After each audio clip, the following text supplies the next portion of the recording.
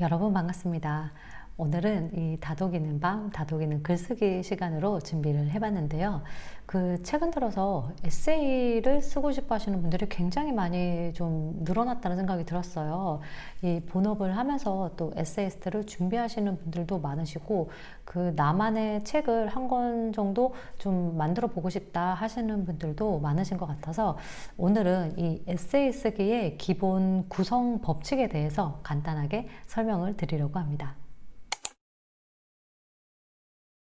이 에세이는 생활문 형식의 글이라는 면에서는 일기와 비슷합니다.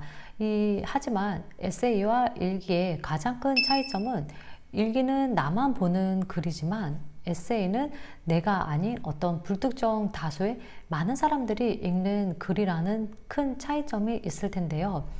나만 보는 글이면 상관이 없지만 다른 사람들이 내 글을 읽는다면은 내 글을 통해서 어떤 감동을 느낄 수 있어야겠죠. 혹은 또 공감이 필요한 부분이 있습니다. 우리가 사실 에세이를 읽는 이유 역시도 이렇게 책을 읽다 보면은 이거 내 얘기인 것 같아, 너무 공감된다, 이런 느낌 때문에 에세이를 많이 읽는 것 같기도 해요. 그런 면에서 보자면 에세이의 8R은 다름 아닌 공감이라고 말해도 과언이 아닐 것 같습니다.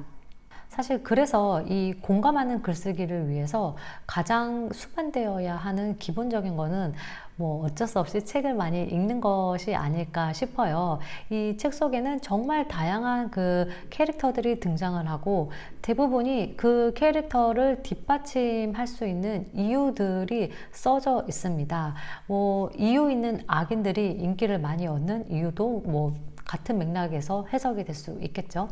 그래서 이 독서를 통해서 타인을 이해하는 마음, 또 타인에 대해서 공감하는 마음들을 배양할 수 있다고 생각해요. 우리가 독서를 하는 많은 이유 중에 하나는 공감의 키워드를 얻기 위해서가 아닐까 싶은데요. 이 좋은 에세이를 쓰기 위해서는 공감 능력이 기본적으로는 좀 탑재되어 있어야 한다고 보여지고요. 그렇다면은 어떻게 하면은 이 나만의 경험 또 나의 생각들을 다른 사람들도 공감할 수 있는 글로 완성할 수 있을까요? 여기에 대한 질문과 답을 법정 스님의 무소유를 통해서 한번 이야기를 해보려고 합니다.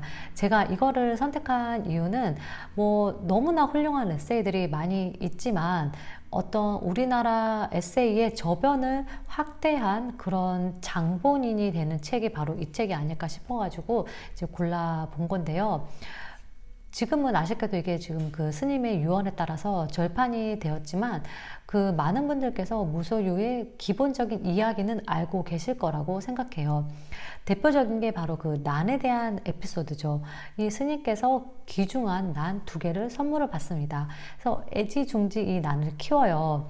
그런데 이 난을 키우다 보니까 적정 온도를 유지해 줘야 되기 때문에 여름에는 방을 서늘하게 만들어줘야 되고 겨울에는 정작 스님이 추운데도 방에 난방을 할 수가 없었어요. 적정 기온 유지 때문이었죠. 급기야는 약속이 생겨도 이 난 때문에 못 나가는 상황까지 발생을 하자 이 스님은 이 난과의 이별을 선언합니다. 이 난을 다른 사람에게 다시 선물로 줘요. 그리고 나서 스님은 비로소 홀가분함을 느끼게 되고 그 다음에 유명한 무소유에 대한 구절이 등장하게 됩니다. 크게 버리는 사람만이 크게 얻을 수 있다는 말이 있다. 물건으로 인해 마음을 상하고 있는 사람들에게는 한 번쯤 생각해 볼 말씀이다. 아무것도 갖지 않을 때 비로소 온 세상을 갖게 된다는 것은 무소유의 또 다른 의미이다. 여러분 생각해 보세요. 만약에 앞에 난에 대한 에피소드가 전혀 없이 이 구절만 이 책에 있었다면 사람들이 이토록 감동할 수 있었을까요? 바로 여기에 이 에세이의 핵심이 있습니다. 이 나의 경험이나 에피소드를 진솔하게 풀어낸 다음에 일반화하는 작업이 반드시 수반되어야 해요. 그냥 무턱대고 만약에 이 스님께서 무소유라는 개념을 썼다면 이 책이 이토록 사랑받는 그런 에세이가 될 수 없었을 거라고 생각합니다. 조금 더 한번 살펴볼게요. 이 장미에 대한 이야기도 나오는데요. 아름다운 장미꽃에 하필이면 가시가 돋쳤을까 생각하면 속이 상한다. 하지만 아무짝에도 쓸모없는 가시에서 저토록 아름다운 장미꽃이 피었다고 생각하면 오히려 감사하고 싶어진다. 흔히 우리가 장미는 좀 뭐 독이라든지 뭐 피라든지 약간 부정적으로 해석할 수 있는데, 이거를 오히려 바꿔가지고 이 가시에 장미가 있어서 얼마나 다행이냐, 이런 식으로 사고의 전환을 깼어요. 이 평소에 생각하고 있었던 것들을 완전하게 바꿔주는 그런 의미화를 통해서 사람들은 또 한 번 감동을 할 수 있습니다.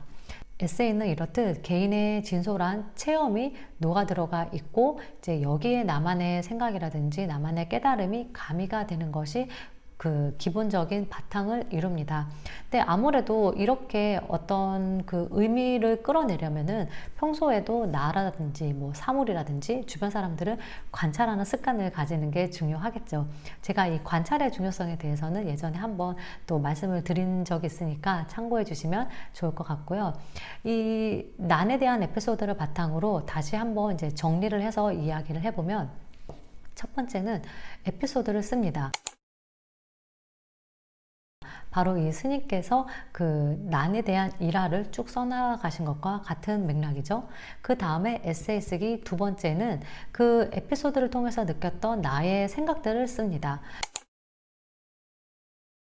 스님께서는 이 난을 애지중지하느라 너무 불편했고, 그 난을 다른 사람에게 준 다음에 비로소 홀가분함을 느꼈습니다. 다음으로 에세이 쓰기 3단계에는 그 내가 겪은 에피소드를 일반화합니다. 이 부분이 가장 중요한 핵심 포인트예요.